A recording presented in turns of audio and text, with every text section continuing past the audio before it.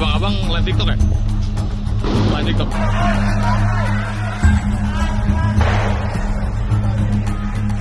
Aplikasi media sosial asal Cina TikTok dibekukan sementara dan terancam diblokir di Indonesia setelah platform tersebut menolak memberikan data lengkap terkait kegiatan pada periode 25 hingga 30 Agustus 2025 atau saat terjadi demonstrasi dan kericuhan di sejumlah kota besar di tanah air kepada pemerintah.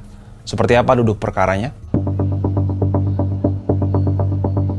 Keputusan pemerintah membekukan sementara TikTok di Indonesia disampaikan oleh Direktur Jenderal Pengawasan Ruang Digital Kementerian Komunikasi dan Digital atau Komdigi, Alexander Sabar, melalui siaran pers Jumat 3 Oktober 2025. Menurutnya, langkah ini merupakan bentuk ketegasan pemerintah setelah TikTok hanya memberikan data secara parsial atas aktivitas TikTok Live selama periode unjuk rasa 25 hingga 30 Agustus 2025. Sebelumnya, Komdigi telah mengajukan permintaan data kepada TikTok. Permintaan tersebut mencakup informasi traffic, aktivitas siaran langsung, serta data monetisasi termasuk jumlah dan nilai pemberian gift.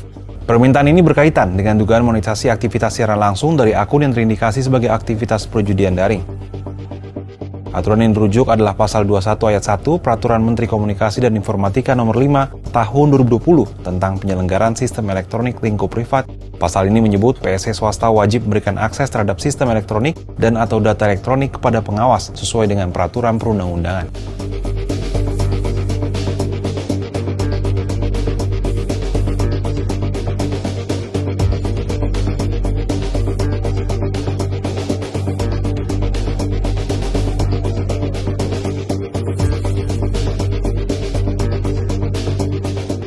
Diketahui saat gejolak sosial politik pada 25 hingga 30 Agustus 2025, sejumlah warga memanfaatkan fitur TikTok Live untuk menyiarkan langsung dinamika yang berlangsung.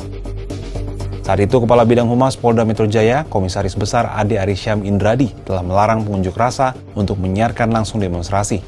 Tak lama berselang, TikTok pun menangguhkan sementara fitur live itu. Terkait pembekuan ini, TikTok dalam keterangan yang sama menyatakan terus berkomitmen untuk melindungi privasi pengguna. TikTok juga memastikan platformnya aman dan bertanggung jawab bagi komunitas pengguna di Indonesia. Lantas, apakah benar TikTok tidak bisa lagi digunakan? Dan apa dampaknya bagi publik jika TikTok benar-benar diblokir oleh pemerintah? Hingga 1 Oktober 2025 siang, TikTok tetap bisa diakses seperti biasa. Aktivitas di platform ini juga berjalan normal. Terkait pembekuan TikTok oleh pemerintah, Direktur Kebijakan Publik Raksa Initiatif Wahyudi Jafar berpendapat, pemerintah melalui Perkominfo Nomor 5 Tahun 2020 memang memiliki kewenangan menjatuhkan sanksi administrasi kepada PSE termasuk TikTok. Namun sebelum menjatuhkan sanksi seperti pencabutan atau pembekuan tanda daftar, penting dipastikan bahwa TikTok telah diberi ruang pembelaan yang memadai agar prinsip due process of law tetap terjaga. Hal yang perlu dicermati adalah pembekuan tanda daftar otomatis berimplikasi pada pemblokiran layanan TikTok di Indonesia.